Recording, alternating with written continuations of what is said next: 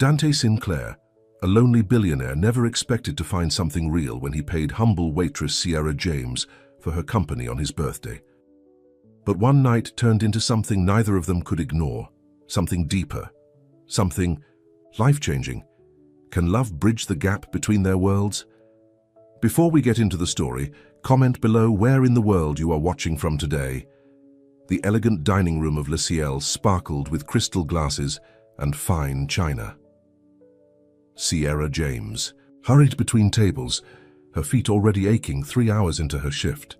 At 28, she had perfected the art of the pleasant smile that hid her exhaustion. "Sierra, table 12 needs more wine," barked Marcus, the floor manager who never missed an opportunity to remind her she was replaceable. "Right away," she said, tucking a strand of her chestnut hair behind her ear. Le Ciel was the kind of restaurant where a single meal cost more than Sierra's daily pay. The customers rarely looked at her face, their attention fixed on their companions or their phones. Sometimes Sierra felt invisible, like a ghost moving between tables. As she approached the wine station, her co-worker Jenna nudged her. "Check out." "Table 14, Jenna whispered. "That's Dante Sinclair." Sierra glanced over. A man sat alone at a corner table, his dark hair perfectly styled, his suit obviously custom-made. Even sitting down, she could tell he was tall. His face was striking, strong, jaw in 10 size that surveyed the room like he owned it. "For the tech billionaire?" Sierra asked, remembering his face from magazine covers. 35 years old and worth over $2 billion, Jenna confirmed. "What's he doing here alone?" Sierra shrugged and continued with her duties. Rich people and their problems didn't concern her. She had her own worries, like the notice about her rent increasing next month and her mother's medical bills piling up. At the end of her shift, Sierra was counting her tips when Marcus approached. "Table 14 wants to speak with you," he said, looking suspicious. "What did you do?" "Nothing," Sierra replied, confused. She had only taken his order and served his food. "Did he complain?" "Just go," Marcus ordered. With a sigh, Sierra walked to table 14. Dante Sinclair was still there, nursing a glass of whiskey. Up close, he was even more handsome, but there was something else. A heaviness in his eyes, a tension in his shoulders. "You wanted to see me, sir?" she asked politely. He looked up and his gaze was direct, penetrating. "Sierra, right?" She nodded, surprised he had noticed her name tag when most customers didn't. "Please sit down," he said, gesturing to the chair across from him. Sierra hesitated. "I'm not allowed to sit with customers." "I've already spoken to your manager. It's fine." His voice was deep, with a confidence that came from always getting his way. Reluctantly, Sierra sat down. "Is there a problem with your meal?" A smile tugged at the corner of his mouth. "The meal was perfect. You were attentive without hovering. You're good at your job." "Thank you," she said, still confused about why she was sitting across from one of the richest men in the country. "Today's my birthday," he said abruptly. Sierra blinked. "Oh, happy birthday, Mr. Sinclair." "Dante," he corrected. 35 years old and sitting alone in a restaurant. He gave a short, humorless laugh. "Pathetic, isn't it?" "I'm sure you have friends and family who would want to celebrate with you," Sierra said diplomatically. "Friends?" Dante swirled his whiskey. "People who want something from me, sure. Family? My parents died when I was in college. It's just me." Sierra didn't know how to respond to this unexpected confession. "I had a party planned," he continued. "Rented out a club. 200 people on the guest list. This morning I cancelled." "It all didn't... why?" The question slipped out before Sierra could stop herself. "Because I realized I didn't want to spend my birthday with people who only care about what I can do for them." He leaned forward. "Do you know what it's like to be surrounded by people and still feel completely alone?" Something in his words resonated with Sierra. Despite having friends and her mother, she often felt no one truly saw her, understood her struggles and dreams. "Sometimes," she admitted. Dante studied her for a moment, as if seeing something in her that interested him. "I have a proposition. For you, Sierra." Her guard immediately went up. She'd heard propositions from wealthy men before. "I'm not that kind of waitress, Mr. Sinclair." To her surprise, he laughed, a genuine sound that transformed his face. "Nothing like that, I promise." "How much do you make in tips on an average night?" "About $200, she said cautiously. "I'll pay you $2,000 for your company tonight. Just dinner, just conversation, no strings attached." Sierra's eyes widened. "Excuse me? I don't want to be alone on my birthday, and I don't want to be with people who are only interested in my money. You seem real, genuine." He shrugged. "It's just dinner." Sierra almost stood up to leave, insulted by the offer, but something stopped her. The look in his eyes. It wasn't arrogance or entitlement, it was loneliness. Despite his wealth and success, Dante Sinclair was deeply, painfully alone, and $2,000. That would cover her mother's medication for months. "Just dinner," she clarified. "In a public place?" He nodded. "We can stay right here if you want, or go somewhere else. Your choice." Sierra took a deep breath. "Why me? There are plenty of women who would love to have dinner with you without being paid." "Exactly," Dante said. "They'd want something, connections, publicity, a relationship. You don't seem impressed by who I am. It's refreshing." Sierra thought about her empty apartment, the bills waiting on her kitchen table, her mother's voice on the phone earlier that day, trying to hide her pain. "Okay," she finally said. "Just dinner. But I need to change first." Dante's face lit up with a smile that transformed him from merely handsome to breathtaking. "Take your time. I'll wait." 30 minutes later, Sierra returned wearing the only nice dress she owned, a simple navy blue number she kept in her locker for after-work events. She had brushed her hair and applied a touch of lipstick. Dante stood when he saw her approach. His eyes widened slightly. "You look beautiful. Where would you like to go?" Sierra asked, ignoring the compliment. "There's a small Italian place, a few blocks from here. Much less pretentious than this place. Best pasta in the city." To Sierra's surprise, they walked instead of taking a car. The early autumn air was crisp, and Dante seemed to relax as they left the upscale restaurant behind. "So, Sierra James," he said as they walked, "tell me about yourself." "There's not much to tell," she replied. "I work at Le Ciel 5 nights a week. I have a degree in education that I'm not using. I take care of my mom, who has MS. You live in the city." "A small apartment in Brooklyn. The rent keeps going up, but I make it work." She glanced at him. "What about you, besides what's in the magazines?" Dante smiled. "I grew up in Chicago, middle class. My dad was a high school teacher. My mom a nurse. They died in a car accident my junior year of college." "I'm sorry," Sierra said softly. "I started my first company from my dorm room," he continued. "A simple app that helped students organize their schedules. Sold it for enough to start my current company, Sinclair Tech. The rest is history." They arrived at a small, cozy restaurant tucked between 2 larger buildings. The owner greeted Dante like an old friend, leading them to a quiet corner table. "You come here often?" Sierra asked, surprised. "At least once a week. Giorgio knew me before I made my first million. He still charges me the same prices as everyone else, no matter how much I argue." Over homemade pasta and red wine, Sierra found herself relaxing. Dante was nothing like she expected. He listened when she talked, asked thoughtful questions, and told stories about his own life with self-deprecating humor. "So why no relationship?" Sierra asked after their plates were cleared. "Surely there are women who see past your money." Dante's expression turned pensive. "My last 3 relationships ended the same way. They said they loved me, but they loved what I could give them more. The trips, the gifts, the lifestyle." He shrugged. "After a while, you stop trying." "That sounds lonely," Sierra said honestly. "It is." His eyes met hers. "What about you? No boyfriend, girlfriend?" Sierra shook her head. "I don't have time. Between work and taking care of Mom, relationships aren't a priority." "What are your dreams, Sierra? What would you do if you didn't?" "Have to worry about money?" The question caught her off guard. No one had asked her that in years. "I'd open a small bookstore," she said, surprising herself with the admission. "With a reading corner for kids. I'd hold story times and help kids fall in love with reading." Dante smiled, a genuine smile that reached his eyes. "That sounds perfect for you.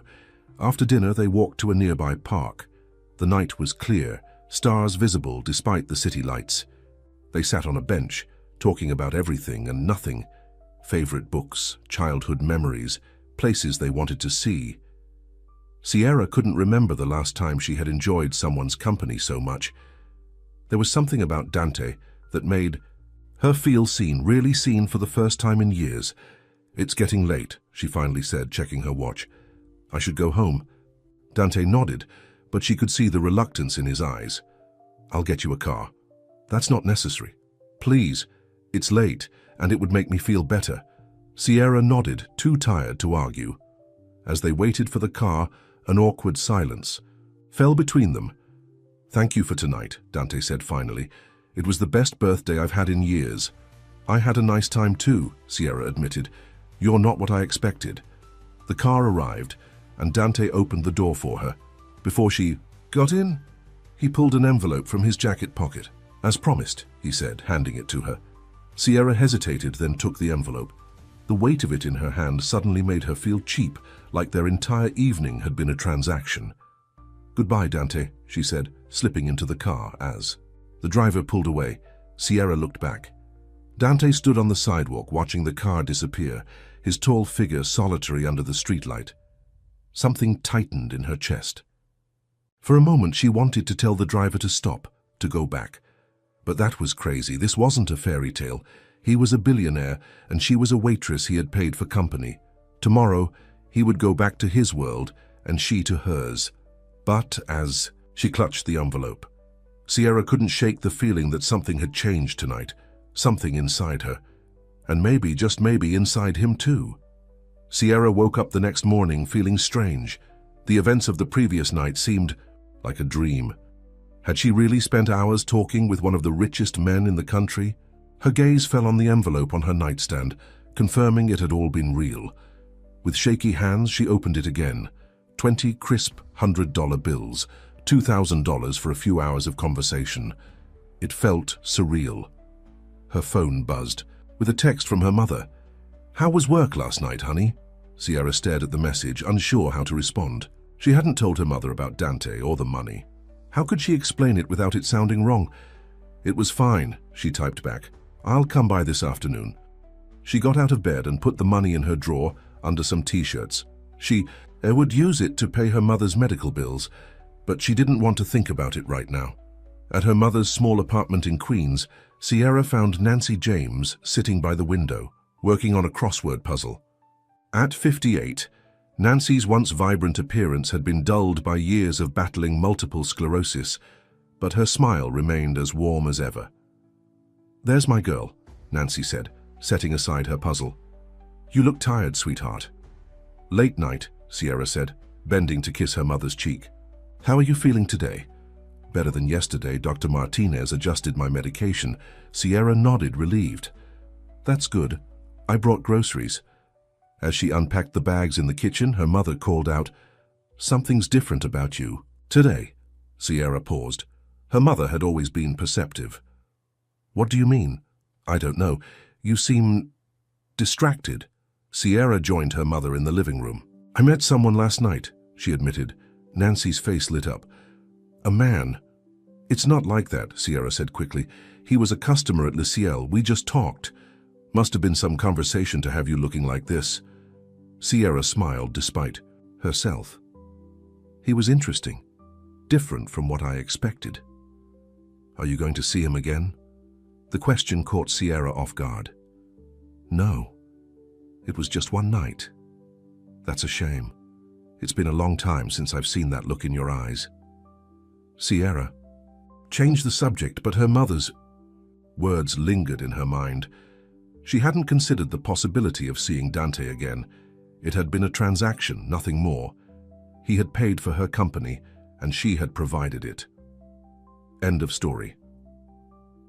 Monday evening found Sierra back at Le Ciel, serving the usual crowd of wealthy diners. She tried not to look at table 14 where she had first spoken with Dante. Another couple sat there now, barely acknowledging her as she took their order. Just before closing, Marcus approached her. "Delivery for you," he said, handing her a small white box. Sierra frowned. Who would send me something here? Marcus shrugged. Guy in a suit dropped it off, said it was important. Sierra opened the box in the break room. Inside was a delicate bookmark made of silver, shaped like an open book. A small note accompanied it. For your future bookstore. D. Her heart skipped a beat. Dante remembered their conversation about her dream. The bookmark was beautiful, but not flashy or expensive looking. Tasteful, thoughtful. Sierra slipped it into her purse, unsure how to feel. Was this a thank you gift or something more? The next day, while helping her mother organize her medications, Sierra finally told her about Dante's proposition and the money. $2,000? Nancy's eyes widened. Sierra, that's... I know how it sounds, Sierra interrupted. But it wasn't like that. He just wanted company on his birthday. Nancy studied her daughter's face. And did you enjoy his company? Sierra hesitated. Yes, she admitted. He was easy to talk to, genuine. And now he's sending you gifts. It's just a bookmark, Mom, nothing valuable. Value isn't always about money, sweetheart. Nancy reached for her daughter's hand. Be careful. Men like that live in a different world. Sierra nodded, though a part of her wondered if Dante Sinclair was as different as everyone assumed. Wednesday morning, Sierra's phone rang with an unknown number. Hello? She answered cautiously. Sierra, it's Dante Sinclair. Her breath caught. How did you get my number? I asked your manager. There was a pause. I hope that's okay. Sierra should have been annoyed at the invasion of privacy, but found she wasn't. Did you need something? I wanted to thank you again for Friday night. His voice was warm, sincere. And to ask if you received my gift. The bookmark? Yes, it's beautiful, thank you. I'm glad you liked it. Another pause. I was wondering if you'd have dinner with me again. Sierra closed her eyes. Dante, not as a transaction, he added quickly. Just dinner. As friends. Friends. The word seemed inadequate for what she had felt that night, but she pushed the thought away. I don't think that's a good idea. Why not? Because we live in different worlds. She gestured uselessly, though he couldn't see it. You're you and I'm a waitress with too many responsibilities. That's exactly why I want to see you again, Dante said. You're real, Sierra. Do you know how rare that is in my world? Sierra hesitated, torn between caution and the undeniable pull she felt toward him. Just dinner, he pressed. No expectations. Okay, she finally agreed. But somewhere simple, and I'm paying for myself. Dante laughed. Deal, tomorrow night I'll pick you up at 7. After hanging up, Sierra stared at her phone, a mixture of excitement and anxiety swirling in her stomach. What was she doing? The next evening, Sierra stood in front of her mirror, second-guessing her outfit choice for the third time. She had settled on jeans, a nice blouse, and the only pair of heels she owned. Not too dressy, not too casual. At precisely 7 o'clock, her phone buzzed with a text. I'm outside. Sierra expected a luxury car with a driver, but when she stepped outside her apartment building, she found Dante leaning against a modest sedan, looking surprisingly normal in jeans and a button-down shirt. You drive? She asked, unable to hide her surprise. He grinned. I even tie my own shoes. The restaurant he took her to was a small Cuban place tucked away in a neighborhood Sierra rarely visited. The atmosphere was lively, with Latin music playing and families crowded around tables. I discovered this place by accident, Dante explained as they were seated. Got lost driving one day and smelled the food from the street. Sierra relaxed as the evening progressed. Without the pressure of his proposition, conversation flowed naturally. Dante told her about a new project his company was developing, his eyes lighting up as he explained the technology. Sierra talked about her favorite students from her brief teaching career, before her mother's condition had worsened. Why don't you go back to teaching? Dante asked as they shared a flan dessert. Sierra sighed. My mom needs me. Her medical bills are expensive, and teaching doesn't pay enough to cover everything. There must be a way to do both. Maybe someday, Sierra said, though she didn't really believe it. After dinner, they walked along the street, the night warm enough that they didn't need jackets. Can I ask you something? Sierra said suddenly. Anything. Why did you really cancel your birthday party? The truth. Dante was quiet for a moment. I overheard 2 guests at last year's party. They thought I couldn't hear them. One asked the other why they bothered coming, and they said, "Are you kidding? These connections are worth more than gold. Besides, it's an open bar." He shrugged. It made me realize no one was there for me, just what I could offer them. That must have hurt, Sierra said softly. It did, but it was also a wake-up call. He looked at her. What about you? Do you have many friends? A few, mostly from college or work. It's hard to maintain friendships when you work nights and spend days taking care of your mom. You've sacrificed a lot for her. Sierra shook her head. It's not a sacrifice when you love someone. She gave up everything for me when I was growing up. Single mom, working 2 jobs to give me a good life. This is the least I can do. Dante's gaze on her was intense. You're remarkable, Sierra James. I'm just doing what anyone would do. No, he said firmly. Most people wouldn't. Trust me. When they reached her apartment building, an awkward silence fell between them. I had a really nice time, Sierra said honestly. Me too. Dante stepped closer. Can I see you again? Sierra knew she should say no. This couldn't lead anywhere good. She was setting herself up for heartbreak. And yet, yes, she said, surprising herself. The smile that spread across his face made her heart flip. He leaned down slowly, giving her time to pull away if she wanted. When she didn't, he kissed her cheek softly. Good night, Sierra. Good night, Dante. Inside her apartment, Sierra leaned against the door, her cheek tingling where his lips had touched. This was crazy. She was falling for a man so far out of her league, he might as well be from another planet. But as she got ready for bed, she couldn't stop smiling. Over the next few weeks, Dante became a regular part of Sierra's life. They met for dinner twice more, went to a movie, and spent a Sunday afternoon walking through Central Park. Each time, Sierra expected to feel out of place in his world, but Dante had a way of making her forget about their differences. Then came the night that changed everything. Sierra was working a particularly busy shift at Le Ciel when she received an urgent call from her mother's neighbor. Nancy collapsed, the woman said, her voice tight with worry. The ambulance is taking her to Memorial Hospital now. Sierra's world tilted. I'm on my way. She explained the emergency to Marcus, who reluctantly let her leave early. Without thinking, she called Dante. Can you meet me at Memorial Hospital? Her voice shook. It's my mom. I'm on my way, he said without hesitation. When Sierra arrived at the emergency room, frantic with worry, she was shocked to find Dante already there, talking to a doctor in a hushed voice. Sierra, he said, spotting her. Your mum is stable. They're running tests now. How did you... I know some people here, he said simply. The doctor, an older woman with kind eyes, approached them. Miss James, I'm Dr. Taylor. Your mother had a severe reaction to a new medication. We've stabilized her and she's resting now. Will she be okay? Sierra asked, her voice small. With proper care, yes. But she'll need close monitoring and a new treatment plan. After the doctor left, Sierra collapsed into a chair, the adrenaline draining from her body.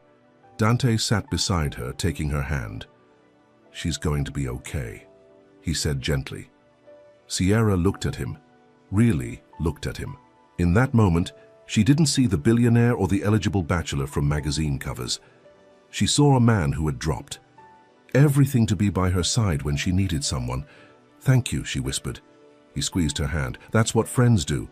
But the way he looked at her told Sierra that friends no longer described what was growing between them.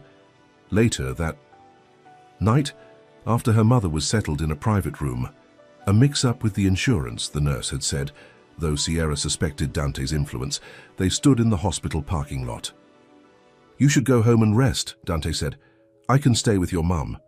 You've done more than enough, Sierra protested. You barely know her. But I know you, he said simply. And He hesitated, then took a deep breath. Sierra, these past few weeks have been the happiest I can remember. When you called tonight, I was terrified, not just for your mom, but for you. The thought of you in pain. He trailed off. Sierra's heart pounded. Dante, what are you saying? He stepped closer, taking her hands in his. I'm saying I'm falling in love with you, and it scares the hell out of me."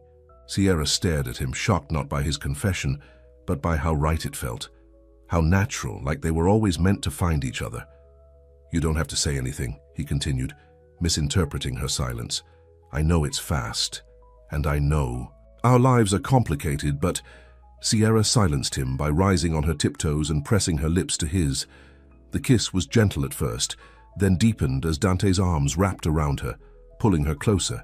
When they finally broke apart, both breathless, Sierra whispered, "I'm falling in love with you too." The smile that spread across Dante's face was like sunrise after the longest night.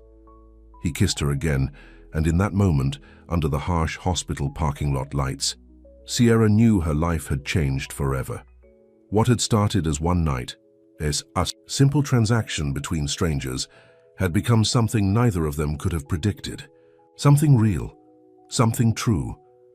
But as Sierra rested her head against Dante's chest, listening to his heartbeat, a small voice in the back of her mind whispered a warning. Fairy tales were nice, but real life was complicated, and loving a man like Dante Sinclair would surely come with complications she couldn't even imagine. The morning sunlight streamed through the hospital window as Sierra sat beside her mother's bed. Nancy was awake now, looking pale but much better than the night before. "You've been here all night?" Nancy asked, her voice weak. Sierra nodded, squeezing her mother's hand. "Of course." "And Dante?" Nancy's eyes were knowing.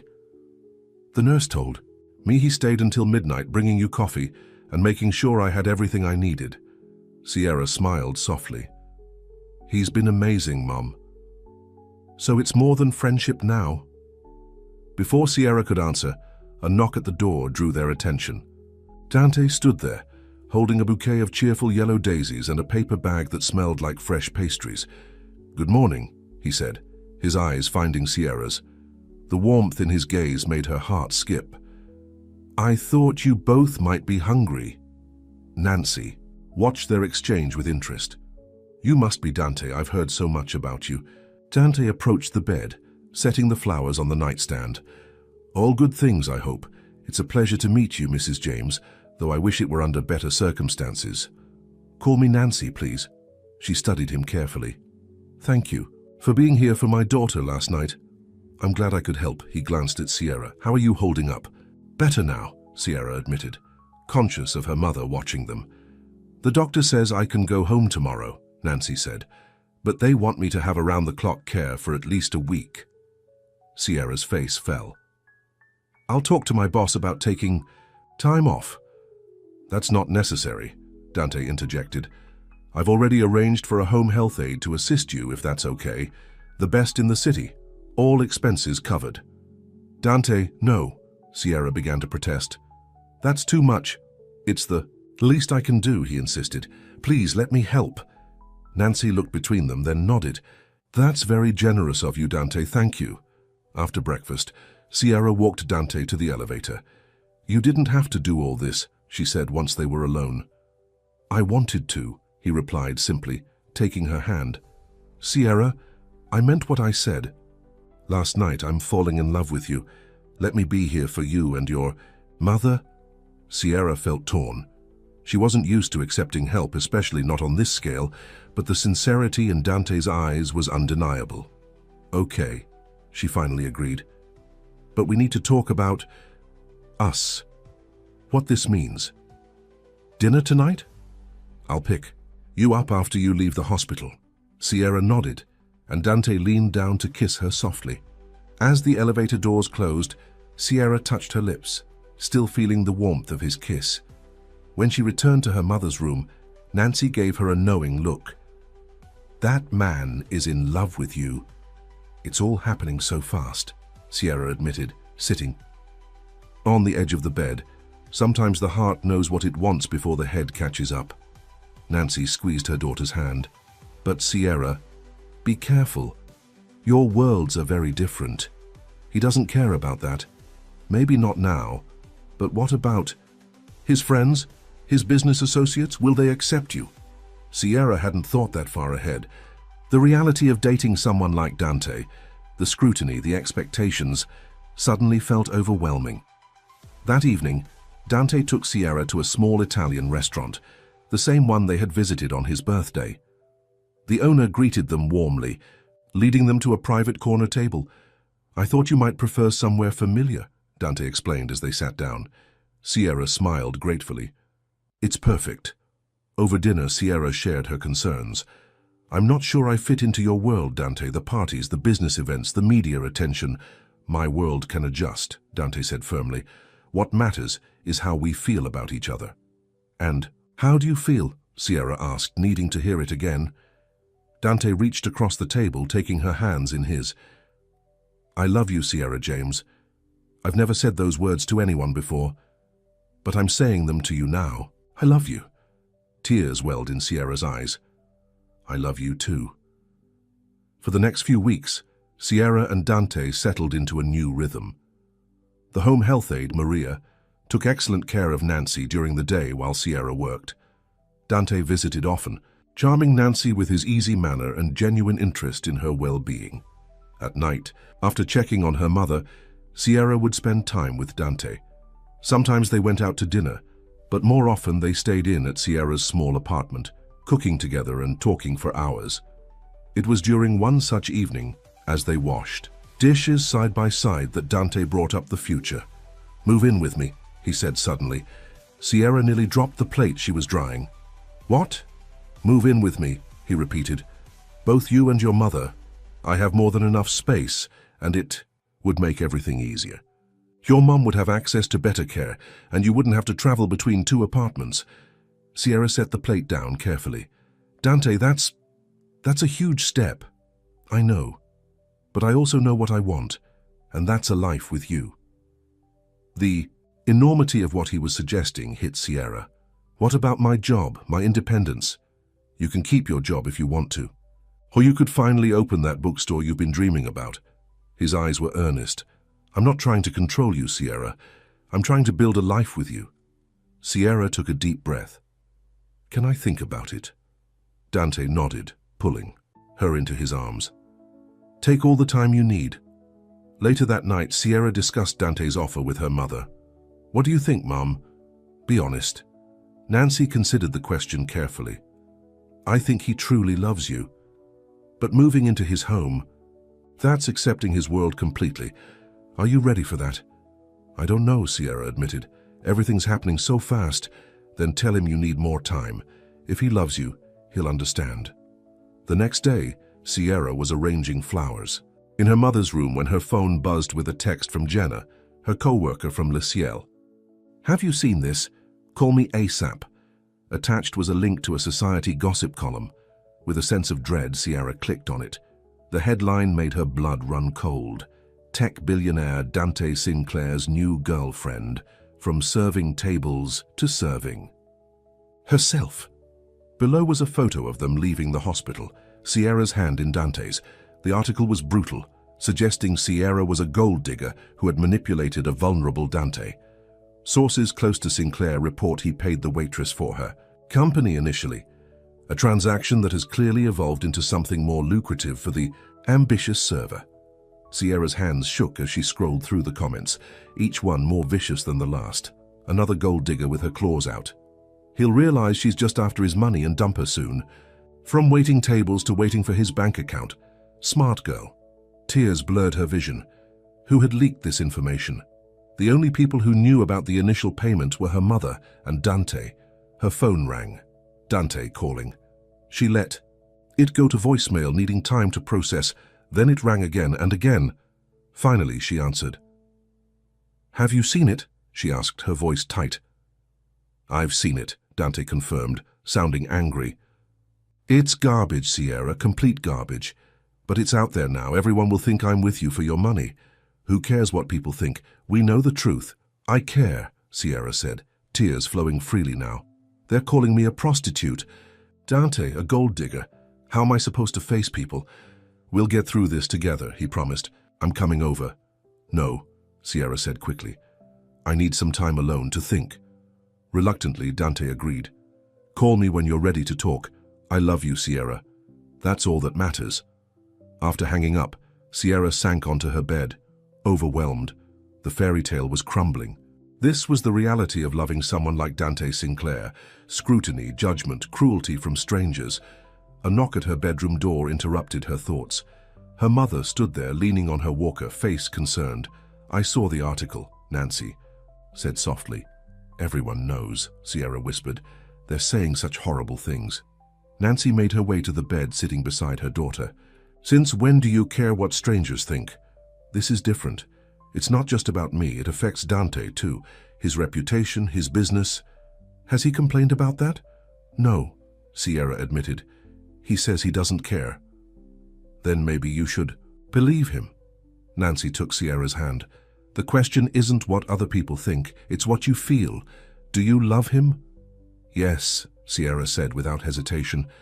"Enough to weather this storm, because if you're with him, there will be more storms." Sierra wiped her tears, considering her mother's words. The thought of walking away from Dante made her physically ache. But was love enough to overcome the vast differences in their worlds? The next day, Dante appeared at her door, looking tired and worried. "You weren't answering my calls," he said simply. Sierra stepped aside to let him in. "I needed time to think." "And?" His voice was tight with anxiety. "Have you decided to end things because of one gossip article?" "I've been thinking about your offer, about moving in with you." Dante's expression softened slightly. "What have you decided?" Sierra took a deep breath. "I can't move in with you, Dante, not yet. It's too soon, and after this article, I need to know I can stand on my own 2 feet. Dante's face fell, but he nodded. "I understand." "But," Sierra continued, stepping closer to him, "I'm not walking away from us. I love you. I just need to do this at my own pace." Relief washed over Dante's features. He pulled her into a tight embrace. "We'll go as slow as you need. All that matters is that you're not giving up on us." Sierra rested her head against his chest, listening to his heartbeat. "There's something else. I want to quit Le Ciel." Dante pulled back to look at her. "Because of the article." "Partly, but also because I've been thinking about what you said, about my dream, opening a bookstore." She looked up at him nervously. "I think I'm ready to try." A slow smile spread across Dante's face. "I think that's a brilliant idea." "I have some savings," Sierra said. "And the money you gave me that first night. I never spent it. I could use it to start small. Maybe rent. A tiny space. Let me help," Dante said eagerly. "I could invest—" "No," Sierra interrupted firmly. "This needs to be mine, Dante. My dream, my business. If it fails on my terms." Dante studied her for a moment, then nodded. "I understand, but will you at least let me help you find the right location? No money, just my expertise." Sierra smiled. "That I can accept." The next few weeks were a whirlwind. Sierra gave notice at Le Ciel, started searching for small retail spaces, and researched everything she needed to know about opening a bookstore. The gossip article had faded from the news cycle, though Sierra still received occasional strange looks when she was out with Dante. Nancy's health improved steadily with the care of Maria, the home health aide Dante had arranged. Seeing her mother grow stronger gave Sierra the confidence to pursue her dream wholeheartedly. One evening, while Sierra was reviewing potential locations, Dante arrived with an excited expression. "I found it," he announced. "The perfect space for your bookstore." He showed her pictures of a small storefront in Brooklyn, just a few blocks from where she lived. The space had large windows, built-in bookshelves, and a cozy alcove perfect for children's readings. "It's amazing," Sierra breathed, "but it looks expensive." "It's within your budget," Dante assured her. "The owner is an older woman who wants to retire. She ran a small gift shop there for 30 years and wants someone with passion to take over the space." Sierra narrowed her eyes. "You didn't talk to her about the rent, did you?" Dante held up his hands innocently. "I just put you in touch. The negotiation is all yours." The next day, Sierra met with Mrs. Chen, the shop owner. To her surprise, the rent was indeed reasonable. The woman seemed more concerned with finding someone who would love the space as she had. "This shop has good energy," Mrs. Chen told Sierra. "It needs someone with a big heart, like you. By the end of the meeting, Sierra had signed a lease agreement. She was going to open her bookstore. That night, she and Dante celebrated with a quiet dinner at her apartment. As they shared a bottle of wine, Sierra couldn't stop smiling. "I can't believe this is happening," she said. "Thank you for believing in me." Dante took her hand across the table. "You did this, Sierra. I just helped you find the place. Still, without you." She trailed off, realizing how much her life had changed since that night at Le Ciel. "It's funny, isn't it? How one decision can change everything. Best $2,000 I ever spent," Dante joked. Sierra laughed, but then grew serious. "We never talk about that night. About the money. Does it still bother you?" "Sometimes," she admitted. "Not the money itself, but what people might think. That I'm with you because of what you can give me."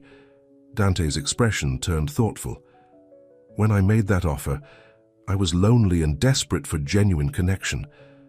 I didn't realize what I was really looking for until I found you." He squeezed her hand. "The irony is, what I value most about you is that you don't care about my money." Sierra leaned across the table and kissed him softly. "I love you for who you are, not what you have." As they cleared the dishes together, Sierra's phone rang. It was Maria, her voice frantic. "Miss Sierra, you need to come quick. Your mother collapsed again. The ambulance is on its way." Sierra's world tilted for the second time. "We'll be right there." Dante drove them to Nancy's apartment, where paramedics were already loading her into an ambulance. Sierra rode with her mother while Dante followed in his car. At the hospital, the news was grim. "Your mother has had a significant relapse," Dr. Taylor explained. "The MS is progressing more rapidly than we anticipated. She's going to need specialized care moving forward." Sierra felt the weight of the doctor's words crushing her. What kind of care? Ideally, a specialized facility with doctors experienced in MS treatment. But those are expensive, even with insurance. Sierra nodded numbly, already calculating in her head. Her savings, the bookstore lease she had just signed, the money she would need to live on until the store became profitable. It wouldn't be. Enough. In the waiting room, Dante found her staring blankly at the wall. "How is she?" he asked, sitting beside her.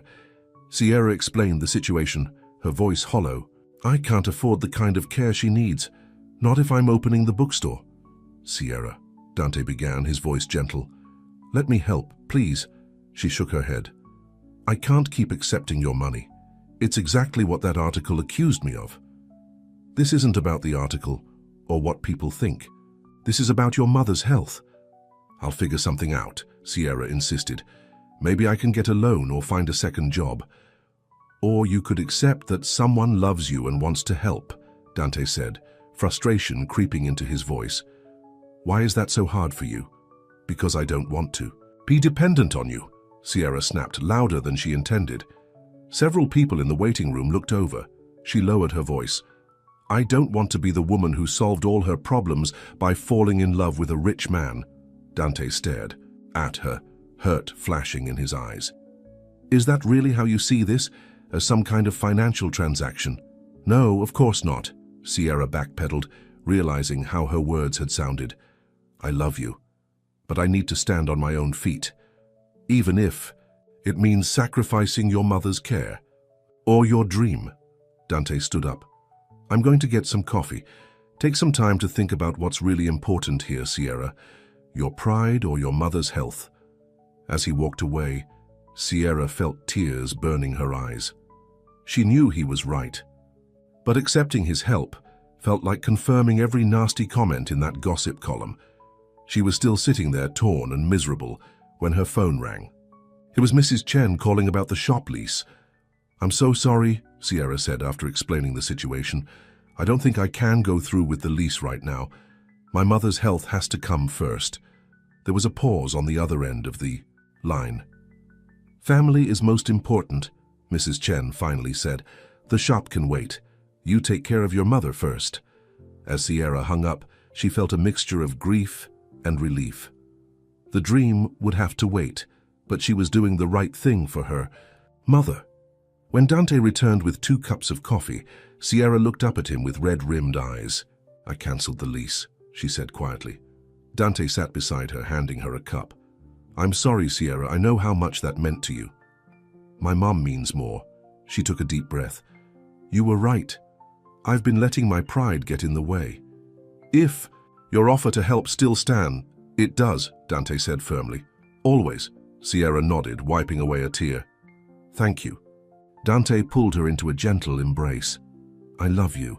Your mother and your dreams are important to me because they're important to you. As Sierra rested her head against his shoulder, she felt both defeat and hope. She was accepting help, something she had prided herself on never doing. But she was also accepting love in all its complicated forms. We'll figure this out together, Dante promised, stroking her hair. The bookstore can happen later. Right now, let's focus on getting your mum the care she needs. Sierra nodded, closing her eyes. She had spent so long taking care of everyone else, standing on her own. Learning to lean on someone else, to trust someone else, was perhaps the hardest thing she had ever done. But as Dante held her steady and strong, Sierra realized that sometimes the bravest thing you can do is let someone help you carry the load. Outside the hospital window, night had fallen, the city lights twinkling like stars. In the darkness of the waiting room, with uncertainty stretching before them, Sierra made her choice. She would accept Dante's help. She would let him into her life, fully, completely. Not because he was rich, but because he was Dante. Because he loved her and she loved him. Tomorrow would bring new challenges. The road ahead would not be easy. But tonight, in this moment, Sierra knew one thing for certain. What had started as one night, one simple transaction, had become the greatest gift of her life. Love had found her when she least expected it, and now she was brave enough to embrace. 3 months had passed since Nancy's second collapse. Winter had settled over New York City, bringing with it a blanket of snow and holiday decorations that transformed the streets into a glittering wonderland. Sierra stood by the window of her mother's room at Pinewood Care Center, watching snowflakes dance in the air. The facility was exactly what Nancy needed: specialized MS care, comfortable rooms, and a staff that treated patients with genuine compassion. You're quiet today, Nancy observed from her adjustable bed, where she was working on a crossword puzzle.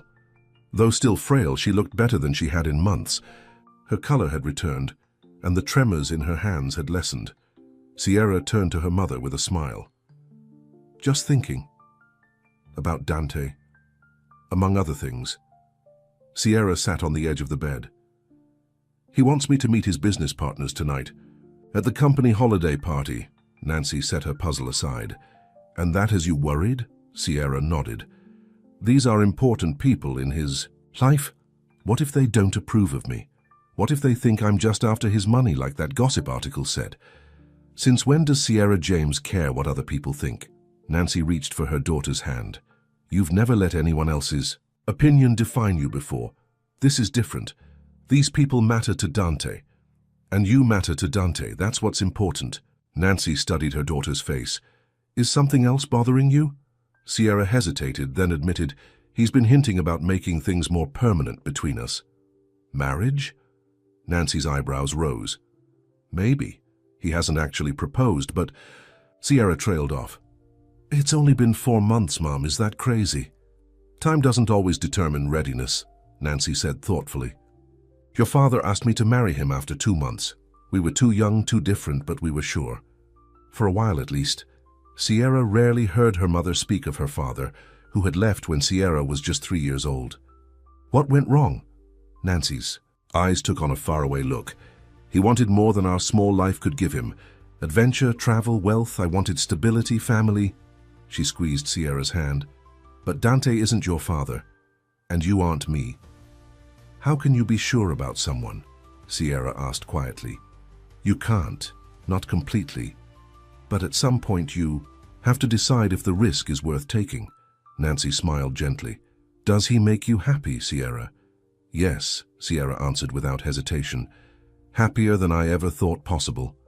Then maybe that's all you need to know for now. Later that afternoon, Sierra returned to her apartment to get ready for the holiday party. She had barely spent any time there lately. Most nights she stayed at Dante's penthouse, which was closer to Pinewood. As she opened the door, she was startled to find the apartment filled with dozens of twinkling Christmas lights. Dante stood, in the middle of the room, grinning like a child. "Surprise," he said. "I thought we could decorate your place before we start spending the holidays at mine." Sierra laughed, delighted. "How did you get in?" "Your super likes me." Dante approached her, wrapping his arms around her waist. "And I might have bribed him with Nick's tickets." Sierra shook her head, still smiling. "You're ridiculous."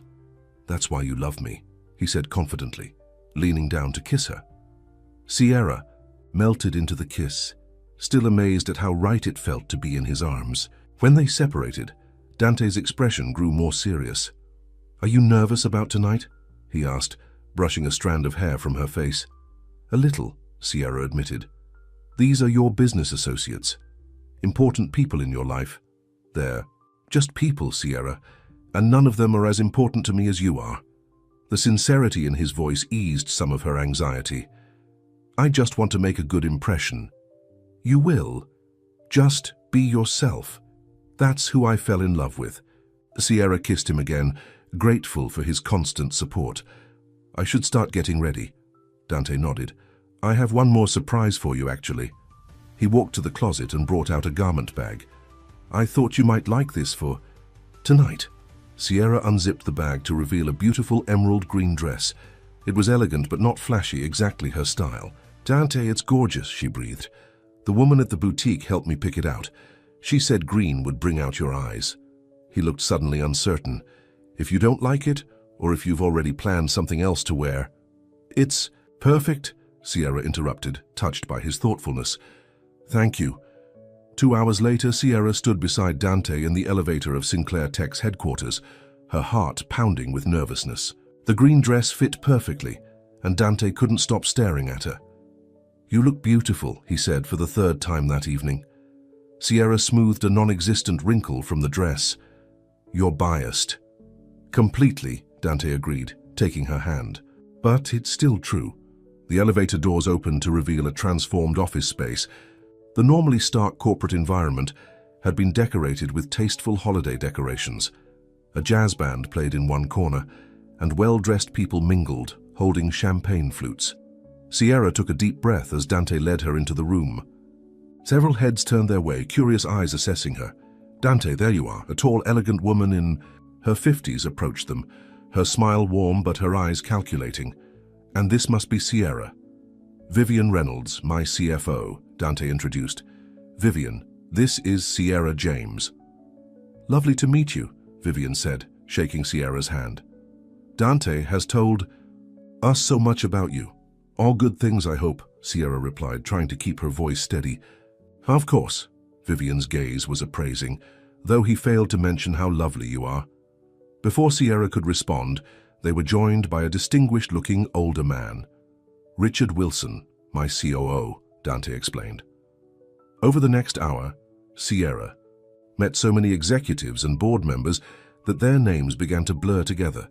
Some were openly curious about her, others more reserved. A few, she noticed, exchanged glances when they thought she wasn't looking. "Drink?"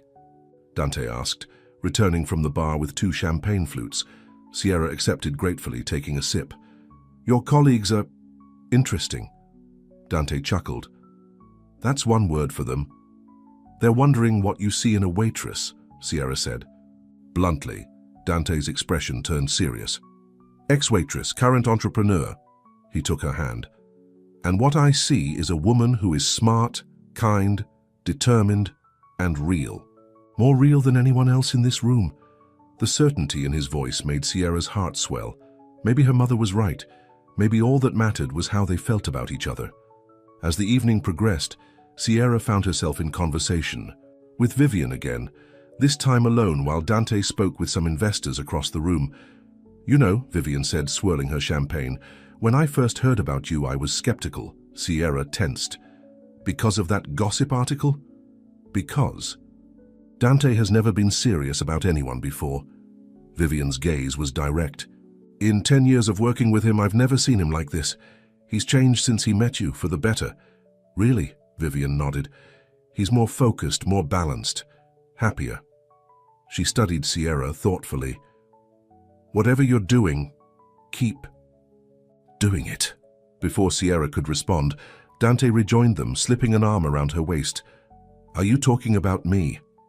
All good things, Vivian assured him with a smile. Your girl here is quite impressive, Dante. Don't mess this up. As Vivian walked away, Dante looked at Sierra curiously. What was that about? I think I just got the CFO's approval, Sierra said, still surprised. Dante laughed. Vivian doesn't give her approval easily. You must have charmed her. Or maybe she just sees how happy you are, Sierra suggested. Dante's expression softened. I am happy. Happier than I've ever been. The rest of the evening passed more comfortably as Sierra realized that most of Dante's colleagues were simply curious about the woman who had captured his heart. By the time they left, she had made several genuine connections, particularly with Vivian and Richard's wife Martha, who had invited her to lunch the following week. In the car on the way home, Sierra rested her head on Dante's shoulder. Thank you for tonight. It wasn't as scary as I thought it would be. See? I told you they'd love you, Dante said, kissing the top of her head. As the car pulled up to Dante's building, Sierra felt a wave of contentment. Maybe their worlds weren't so incompatible after all. The week before Christmas, Sierra was arranging a small tree in the corner of her mother's room at Pinewood when her phone rang. It was Mrs. Chen, the owner of the shop space she had nearly leased. Miss James, I wanted to let you know the space is available again.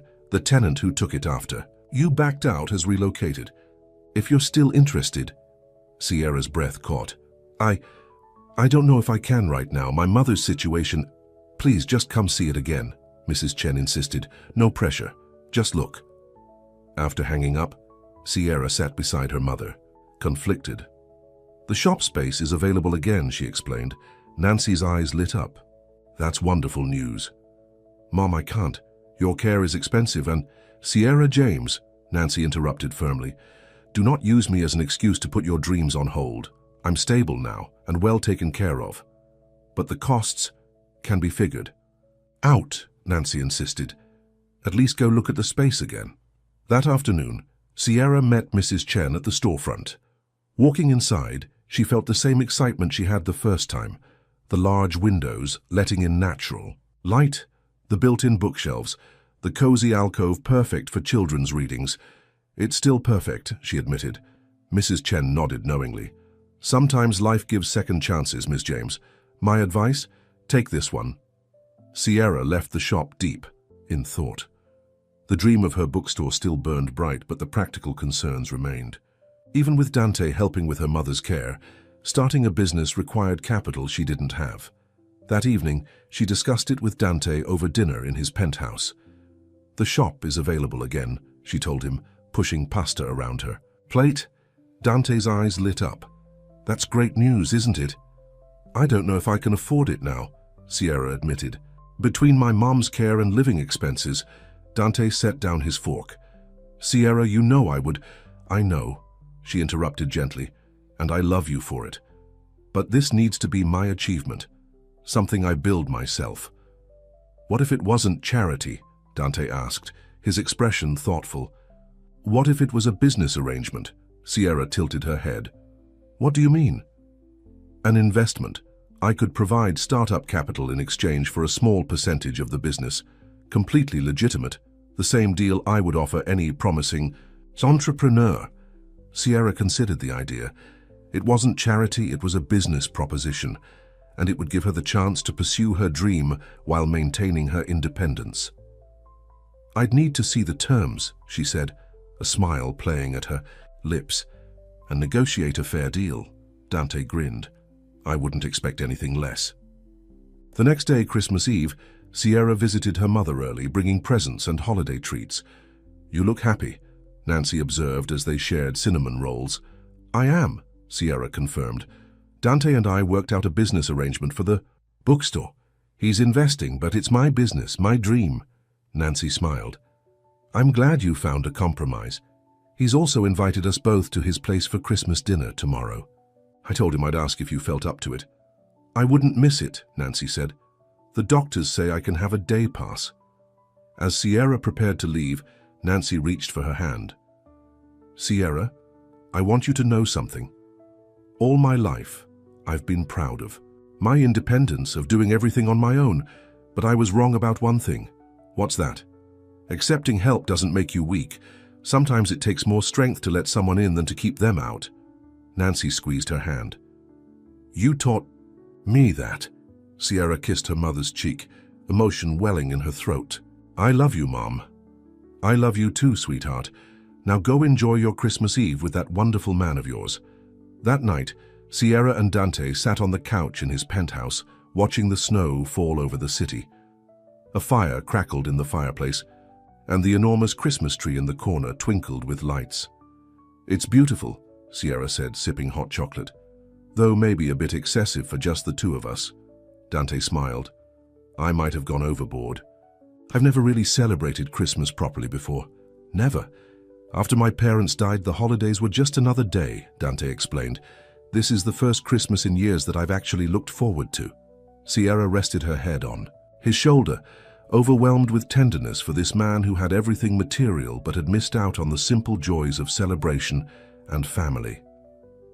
Well, you're stuck with us now, she said. Mom and I take Christmas very seriously. I'm counting on it. Dante shifted slightly, reaching for something beside the couch. I have an early present for you, if that's okay. I thought we agreed to wait until tomorrow, Sierra protested weakly. This one can't wait, Dante insisted, handing her a small, elegantly wrapped package. Sierra carefully unwrapped it to find a velvet box. Her heart began to race as she opened it, revealing a small silver key on a delicate chain. A key? She asked, confused. To your bookstore, Dante explained, his eyes bright with excitement. The lease is signed. It's yours, Sierra. Your dream. Tears filled Sierra's eyes. Dante, I don't know what to say. That's not all, he continued, taking her hands in his. Sierra James, these past 4 months have been the happiest of my life. I never believed in love, not really, until I met you. Sierra's breath caught as Dante slid off the couch and onto one knee before her. The first night we met, I paid for your company because I was lonely and desperate for something real. His voice was thick with emotion. I had no idea that night would change my life forever, that you would change me forever. From his pocket, he pulled out another small box. When he opened it, Sierra gasped at the sight of a stunning but tasteful diamond ring. Sierra James, will you marry me? Not tomorrow or next month, but whenever you're ready. I just want to know that someday you'll be my wife. Tears streamed down Sierra's face as she looked at the man kneeling before her. The billionaire who had walked into her restaurant and offered her money for her company. The man who had shown her more kindness, understanding, and genuine love than she had ever known. Yes, she whispered, then louder. Yes, Dante. I'll marry you. Dante's face split into a radiant smile as he slipped the ring onto her finger. Then he was pulling her into his arms, kissing her with all the love and promise of their future together. Later, as they lay in each other's arms watching the snow fall outside, Sierra thought about the journey that had brought them here. From waitress and customer to fiancé, from a simple transaction to a love neither of them had expected. What are you thinking about? Dante asked, stroking her hair. About how life can change in an instant, Sierra replied. 4 months ago, I was serving tables and wondering how I'd make rent. Now I'm engaged to you and opening my own bookstore. Do you ever regret saying yes that first night? Dante asked, a hint of vulnerability in his voice. Sierra propped herself, up on her elbow to look at him. Never. It was the best decision I ever made. Mine too, Dante whispered, pulling her close again. As Christmas Eve slipped into Christmas morning, Sierra thought about what her mother had said, about strength and acceptance, about letting someone in. All her life, she had prided herself on her independence, on doing everything alone. But loving Dante had taught her something precious. True strength wasn't found in standing alone, but in choosing to stand beside someone who made you better. Outside, the snow continued to fall, covering the city in a blanket of white. Inside, wrapped in Dante's arms, Sierra had never felt more at home. Tomorrow would bring Christmas dinner with her mother, the day after plans for her bookstore, and beyond that, a wedding and a future she once would have thought impossible, all because of one night, one decision, one chance she had taken on a lonely birthday evening. Sierra looked at the ring glittering on her finger, then at the man sleeping peacefully beside her. She had expected their worlds to collide and break apart. Instead, they had created a new world together, one filled with love, respect, and the promise of a future brighter than either of them could have imagined alone. Spring arrived in New York with a burst of green and renewal. Cherry blossoms dotted the city parks, and a warm breeze replaced the winter chill. On the corner of a charming Brooklyn street, a small storefront sparkled with fresh paint and new signage. The large windows were decorated with colorful displays of books and comfortable reading nooks visible from the sidewalk. Inside, once upon a page, Sierra arranged the final details for the grand opening. The children's corner, with its miniature tables and cushions, was stocked with picture books. The adult section featured carefully curated novels, non-fiction, and local authors. "It's perfect," Dante said, entering with a bouquet of flowers. "Just like you imagined." Sierra accepted the flowers with a kiss. "I still can't believe it's real." "Believe it," he said, looking around proudly. "You did this, Sierra." "We did this," she corrected, touching the engagement ring that now felt like a natural part of her hand. "I couldn't have done it without you. You would have found a way," Dante insisted, "but I'm glad you let me help." The bell above the door jingled as Nancy entered, walking slowly but steadily, with just a cane. For support. The specialized treatment at Pinewood had improved her condition remarkably. "Mom," Sierra hurried to her side. "You didn't have to come today. The grand opening isn't until tomorrow." "And miss seeing everything before the crowds arrive?" "Not a chance." Nancy looked around appreciatively. "It's even more beautiful than you described." As Sierra gave her mother a tour of the store, Dante watched them with a full heart. These two strong, remarkable women had changed him in ways he was still discovering. They had shown him what family really meant. Later that evening, after closing the shop and helping Nancy back to Pinewood, Sierra and Dante walked hand in hand through the neighborhood. "I was thinking," Dante said casually, "about the wedding. They had set a date for the fall, deciding on a small ceremony with just close friends and family." "What about it?" Sierra asked. "What would you think about having it at the bookstore? After hours, just a simple ceremony surrounded by books and the dream you've built." Sierra stopped walking, turning to face him. "You would do that? No big venue, no elaborate reception?" Dante tucked a strand of hair behind her ear. "Sierra, I would marry you anywhere. In a courthouse, on a mountain, in your bookstore. All that matters is that we're together." Sierra rose on her tiptoes to kiss him, her heart overflowing with love for this man who continued to surprise her.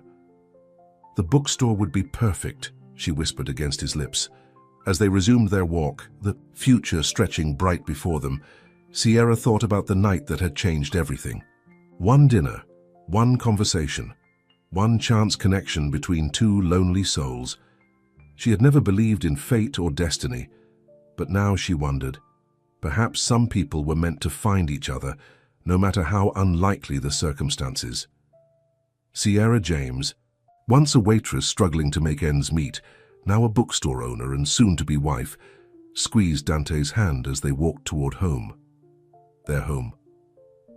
One night had changed everything, but it was their love that would last forever.